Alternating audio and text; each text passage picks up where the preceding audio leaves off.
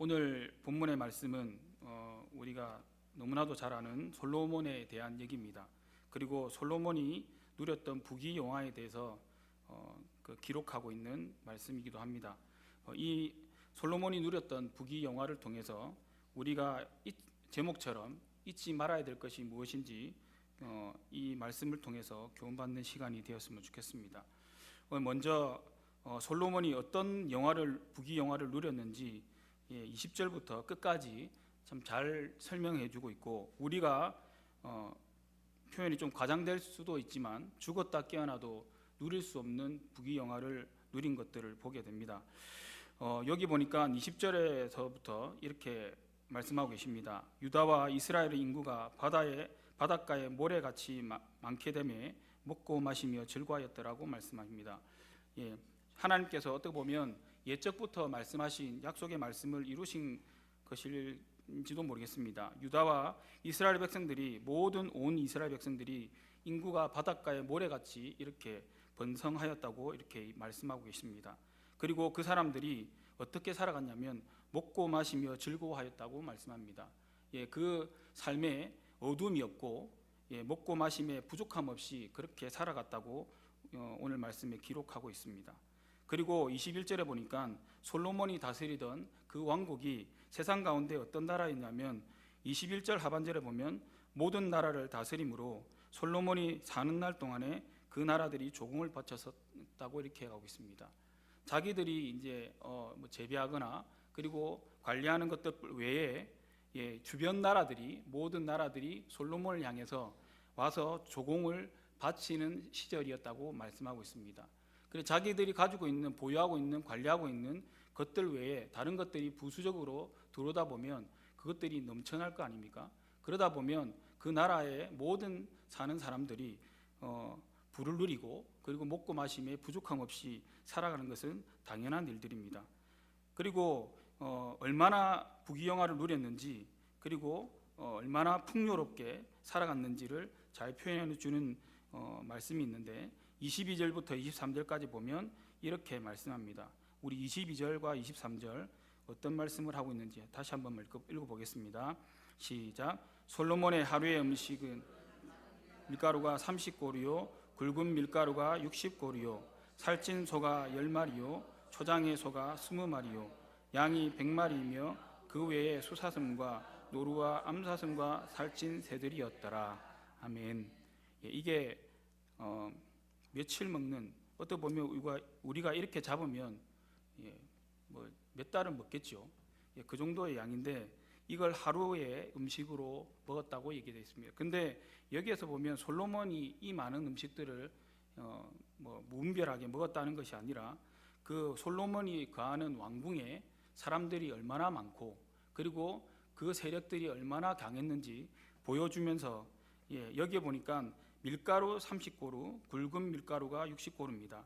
가는 밀가루는 귀한 것입니다. 그냥 흔해 빠진 것들이 아니라, 고운 가루는 제사 드릴 때 보면 감사제나 이런 것들을 드릴 때 쓰던 그런 것처럼 귀한 밀가루였습니다.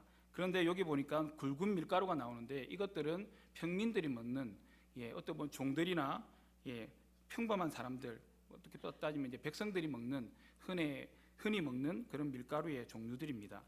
그렇다면 밀가루가 30고루고 굵은 밀가루가 60고루라는 말씀은 위에 어떤 귀한 사람들, 신하들부터 시작하여 왕궁의 높은 사람들부터 시작하여서 종에 이르기까지 이렇게 넉넉하게 먹을 수 있는 양들을 날마다 하루하루 이렇게 먹었다고 표현하고 있는 것을 보게 됩니다.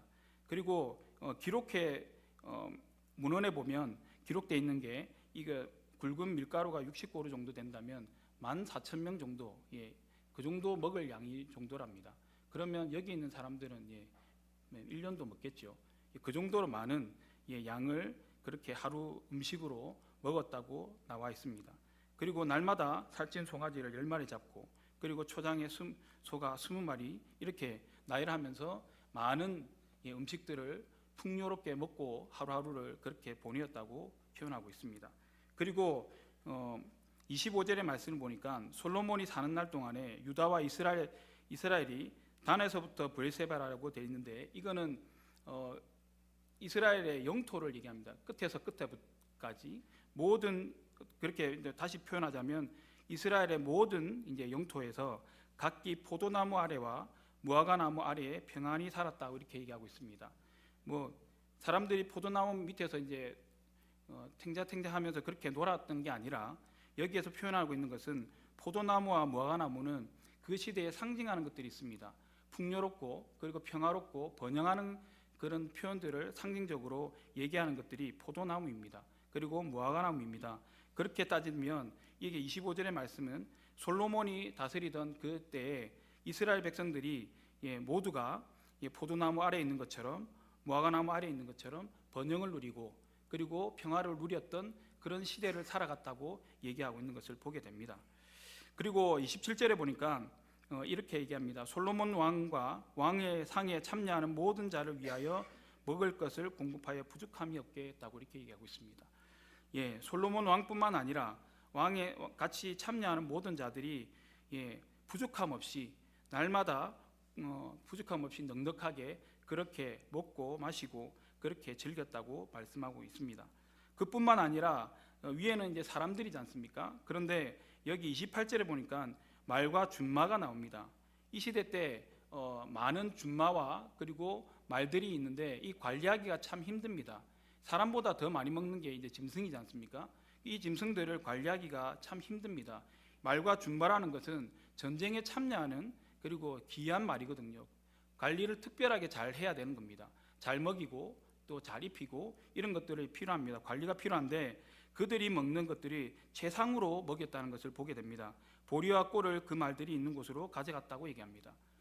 사람뿐만 아니라 짐승들도 부족함 없이 날마다 먹을 것을 먹고 그리고 말과 준마들도 기름지게 어떤 윤기나게 그렇게 매일매일 살아가는 그런 나라가 솔로몬이 다스리던 왕국이었다고 말씀하고 있습니다. 그리고 30절부터 시작되는 말씀 속에서 이렇게 솔로몬의 지혜가 얼마나 뛰어나고 대단했는지 다시 한번 말씀해 주십니다. 30절부터 32절까지 다시 한번 읽어봤으면 좋겠습니다. 30절, 31절, 32절입니다. 시작. 솔로몬의 지혜가 동쪽 모든 사람의 지혜와 애굽의 모든 지혜보다 뛰어난지라. 그는 모든 사람보다 지혜로워서 예스다 사람 예단과 마올의 아들 헤만과 갈골과 다르다보다 나으므로 그의 이름이 사방 모든 나라에 들렸더라. 그가 잠언 3000가지를 말하였고 그의 노래는 1005편이며 라고 말씀합니다. 그 밖에 있는 34절과 34절도 동일한 이제 어떤 맥락인데 여기에 보면 30절에 보면 솔로몬의 지혜가 얼마나 뛰어났는지 동쪽 모든 사람, 그 당시 때에 명성을 날리고 있던 지혜자가 있던 곳이 동쪽 사람들이 있던 동네입니다. 그리고 애굽의 모든 지혜보다 뛰어났다고 얘기했는데 애굽에 뛰어났던 것들이 뭐냐면 건축 시설이나 문명이 많이 발달했습니다.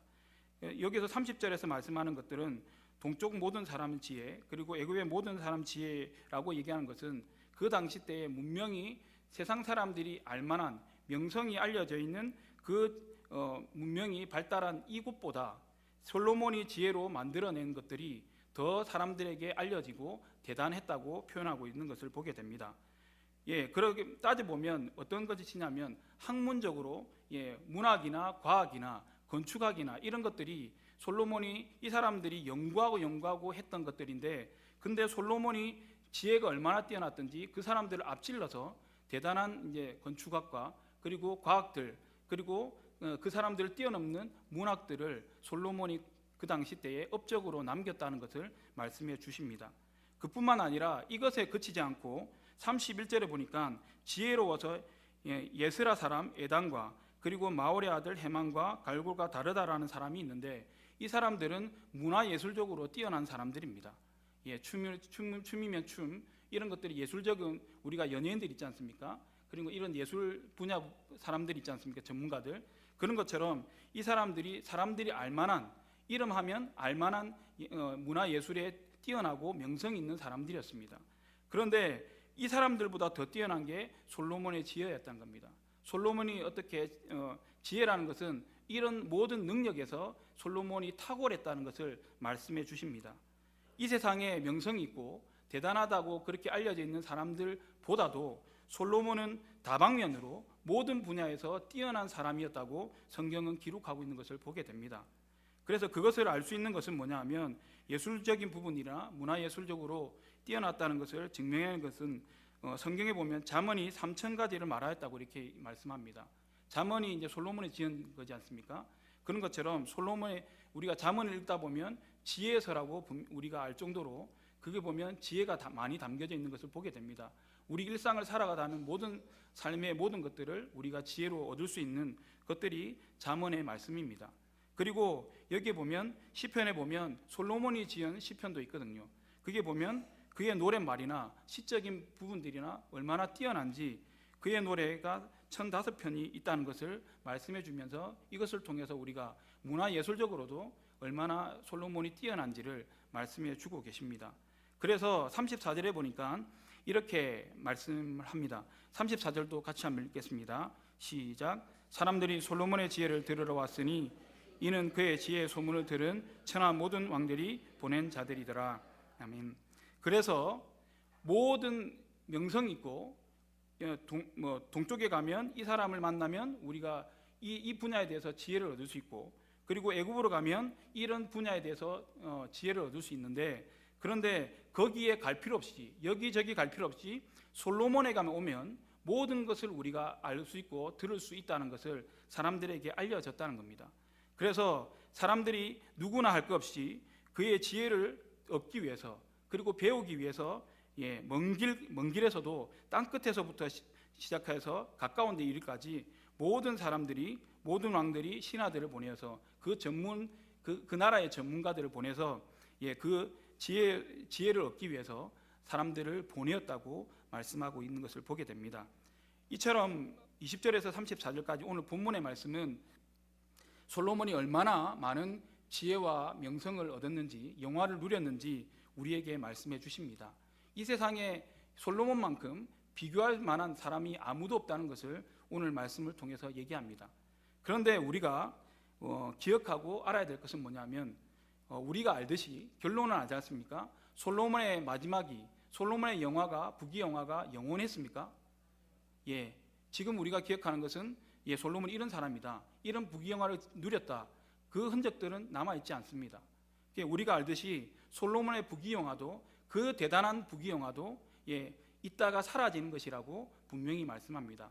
그리고 이것들은 어디로부터 왔는지 우리에게 분명히 교훈하시면서 기억하라고 말씀해 주신 구절이 있습니다. 그것이 29절의 말씀입니다. 사이에 끼어 있는데 29절의 말씀에 이렇게 기록하고 있습니다. 다 같이 29절도 같이 읽어봤으면 좋겠습니다. 시작. 하나님이 솔로몬에게 지혜와 총명을 심히 많이 주시고 또 넓은 마음을 주시되 바닷가에 모래같이 하시니. 어디로부터 나왔다고 말씀하십니까? 하나님으로부터 그의 총명과 지혜가 심히 많이 주어졌다고 말씀합니다. 그래서 넓은 마음을 주셔서 이 지혜와 총명이 얼마나 하나님께서 주신 것들이 부어주신 게 얼마나 많은지 넓은 마음을 주시되, 이게 넓은 폭이거든요. 볼 수 있는 눈입니다. 그리고 알 수 있는 폭입니다. 이해할 수 있는 폭인데 그 폭을 얼마나 넓혀주셨는지 바닷가에 모래같이 하셨다고 말씀합니다. 이렇게 하나님께서 부어주시는데 누가 이 세상에 어떤 사람이 솔로몬을 당할 자가 어디 있겠습니까? 그런데 우리가 또 기억해야 될 것은 하나님부터 받은 것이기 때문에 하나님께서 취할 수도 있다는 것을 우리가 기억해야 되는 겁니다. 그래서 하나님부터 받은 것들, 솔로몬이 그 영화도 나중에 그 결말을 보면, 그 이제 말년을 보면 우리가 알듯이 이 솔로몬을 통해서 이스라엘이 한 나라였는데, 한 나라의 왕국이었는데 둘로 쪼개어지는 원인이 되는 것을 보게 됩니다. 그래서 둘로 쪼개져서 그 시점을 통해서 이스라엘에 참 비극이 일어나는 일들을 많이 일어나거든요. 하나님 앞에 범죄를 하고, 그래서 하나님 앞에 징계를 받아서 그렇게 많은 고초를 당하는 그런 일들이 일어나는 것들을 보게 됩니다. 아무리 하나님께 많은 것들을 받았지만 하나님 앞에 거하지 않는, 하나님께서 주신 것들을 기억하지 못하면 이렇게 솔로몬의 고백처럼 모든 것이 헛되고 모든 것이 사람이 하는 모든 것들이 공허한 것들을 우리가 알게 됩니다. 우리 신약에 보면 이런 것과 비슷하게 예수님께서 말씀해 주시는 구절이 있거든요. 우리 한번 찾아서 같이 한번 읽어봤으면 좋겠습니다. 좀 길기 때문에 같이 한번 읽어봤으면 좋겠습니다. 마태복음 6장 21절에서 34절까지 교독해서 읽도록 하겠습니다.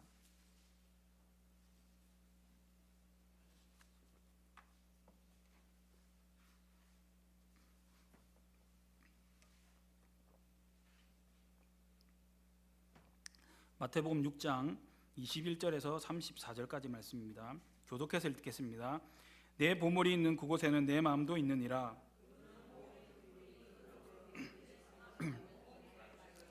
눈이 나쁘면 온몸이 어두울 것이니 그러므로 내게 있는 빛이 어두우면 그 어둠이 얼마나 더하겠느냐.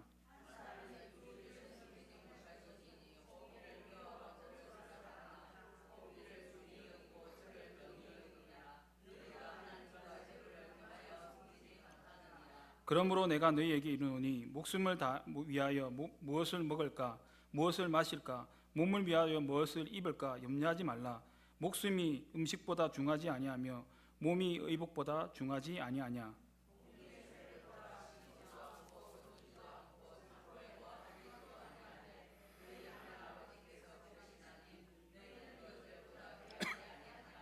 너희 중에 누가 염려함으로 그 키를 한 자라도 더할 수 있겠느냐.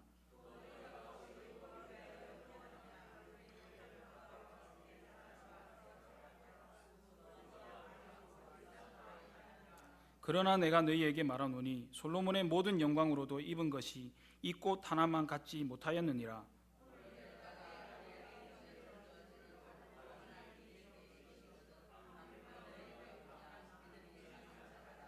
그러므로 염려하여 이르기를 무엇을 먹을까 무엇을 마실까 무엇을 입을까 하지 말라.